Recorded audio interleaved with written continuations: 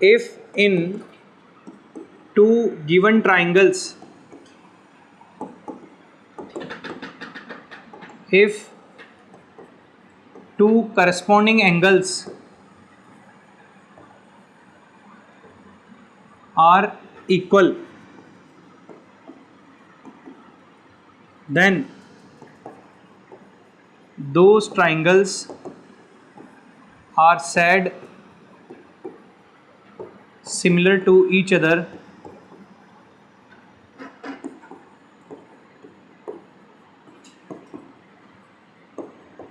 by using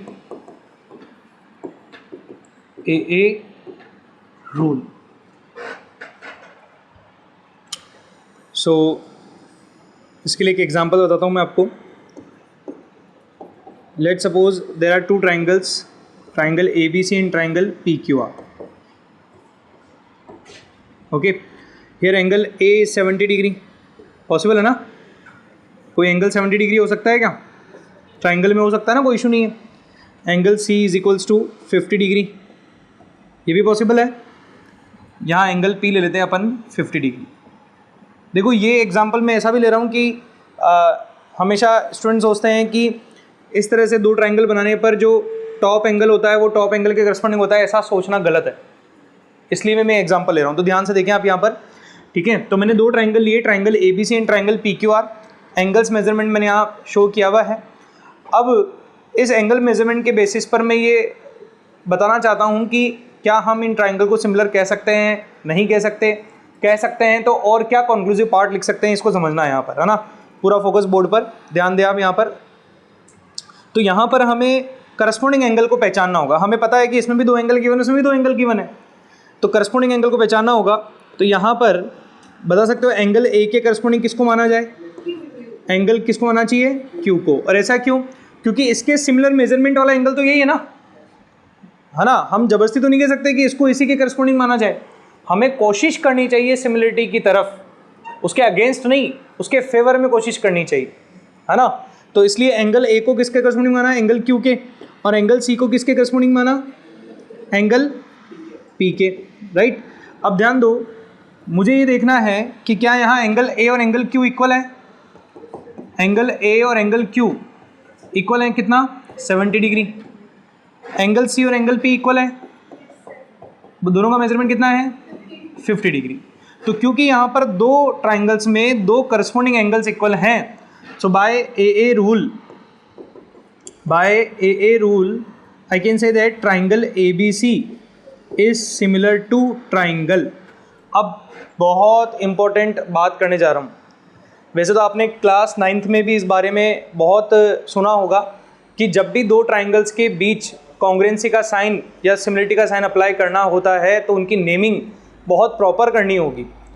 वो naming unique होती है, उसे चेंज नहीं किया जा सकता, है ना. तो यहाँ पर आप देख सकते हो ABC के करस्पॉन्डिंग हमने देखा है, हम सिमिलर कह रहे हैं, तो हमें एंगल A के करस्पॉन्डिंग को पहले रखना होगा, फिर एंगल B के करस्पॉन्डिंग को रखना होगा, फिर एंगल C के करस्पॉन्डिंग को रखना होगा. अब एंगल A के करस्पॉन्डिंग का पता है क्या? That is what? Q. Angle B के करस्पॉन्डिंग चलो अभी तक नहीं पता, ही मान के चलते हैं, है ना, एक सिचुएशन में. तो अपन बीच वाला स्पेस खाली छोड़ देते हैं. और एंगल C के करस्पॉन्डिंग जो पता है उनकी बात चल रही है. ठीक है, लेकिन सिंपल सी बात है कि दूसरा ट्राइंगल किस नेम का है? PQR, जिसमें से दो लेटर यूज हो चुके हैं, दैट इज व्हाट? P. और बचा कौन सा है? वही लिखने में आएगा. तो यहाँ पर हम क्या लिखेंगे? R लिखेंगे. सो दैट्स वाई यहाँ पर बनेगा ट्राइंगल QRP, है ना. तो यहाँ पर ध्यान दो, यहाँ ABC अल्फ़ाबेटिकल ऑर्डर में है, तो इसका मतलब नहीं कि वहाँ पर भी अल्फ़ाबेटिकल ऑर्डर में लिखना कंपलसरी है. PQR, right. हमें देखना होगा कि कौन सा एंगल किसके करस्पॉन्डिंग है या कौन सी साइड किसके करस्पॉन्डिंग है. अभी फिलहाल क्योंकि हमें दो एंगल्स के बारे में ही बात गिवन है, इसलिए हम एंगल का सारा ले रहे हैं. जब साइड वाला रूल आएगा तो साइड वाले चीज़ का भी सारा लेंगे, लेकिन ध्यान से, है ना. तो यहाँ पर ABC को सिमिलर QRP के कहा है, ये बात सही है, समझ में आ रही है. मैं इसे PQR लिख सकता हूँ क्या? अभी क्या दिक्कत हो जाएगी अगर PQR लिख दूंगा? तो एंगल A और एंगल P क्या हो जाएंगे? Equal, according to this statement. लेकिन क्या गिवन फिगर में भी ऐसा ही है? नहीं. एंगल A तो 70 और एंगल P कितना है? तो ये बात तो गलत हो गई. तो मतलब हम जो यहाँ लिख रहे हैं वो गलत हो रहा है. दैट्स वाई यहाँ पर सही बात को लिखना जरूरी है. तो ये है नेमिंग, और नेमिंग बहुत सही होनी चाहिए। तो हमने लिख दिया। अब लिखने के बाद आपको याद होगा कॉन्ग्रुएंसी में आप एक वर्ड यूज़ करते थे CPCT, जिसका फुल फॉर्म क्या था? Corresponding parts of congruent triangles. वैसे ही यहाँ पर होता है CPST, corresponding parts of similar triangles. तो क्योंकि यहाँ पर दो ट्राइंगल सिमिलर डिक्लेयर हो चुके हैं, तो हम यहाँ CPST से बाकी के बारे में बात करेंगे। तो याद है कॉन्ग्रुएंसी में जिन फैक्टर्स का यूज़ हो जाता था उन्हें छोड़ करके बाकी सभी फैक्टर्स के बारे में लिखा करते थे। यहाँ पर हमारे पास दो एंगल के बारे में बात हो चुकी है, तो इनका यूज़ नहीं करेंगे अब CPST में। रिमेनिंग एंगल और रिमेनिंग साइड्स की बात करेंगे। तो रिमेनिंग एंगल कौन सा है? यहाँ तो एंगल B और यहाँ एंगल, तो यहाँ से क्या कह सकते हैं? Angle B equals to angle R। अच्छा, एक बार ये स्टेटमेंट आने के बाद तो फिगर भी देखने की जरूरत नहीं है। क्यों? क्योंकि इस स्टेटमेंट से ही सारी बातें समझ में आ जाती है। ठीक है, आप देखो, आपको किस एंगल के बारे में बात करनी है? B के बारे में, तो B के इक्वल कौन सा होगा? R ही होगा, क्योंकि यहाँ B कहाँ लिखा है? मिडल में, और वहाँ मिडल में क्या लिखा है? R। तो सिंपल सी बात है, एंगल B एंगल R के इक्वल होगा। ये तो बात हो गई एंगल की। एंगल के कॉलम पूरे हो गए। 3 एंगल्स होते हैं, 2 का यूज़ किया सिमिलरिटी को प्रूफ करने के लिए, डिक्लेयर करने के लिए, और 1 का यूज़ कर लिया अभी CPST के अंदर। अब बात किसकी रह गई?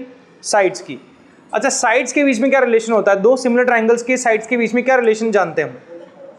प्रोपोर्शनल होती हैं। Corresponding sides are proportional. ये प्रोपोर्शनल वर्ड समझ में आता है? प्रोपोर्शनल का वर्ड होता है करस्पॉन्डिंग साइड्स का रेशियो इक्वल होना।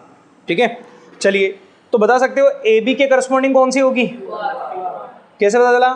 नेमिंग से, क्योंकि फर्स्ट लेटर यहाँ पर क्या है? AB, तो फर्स्ट लेटर यहाँ पर क्या है? QR। BC के करस्पॉन्डिंग कौन सी होगी? RP। और AC के करस्पॉन्डिंग कौन सी होगी? QP। तो हम यहाँ से क्या रिलेशन लिख सकते हैं?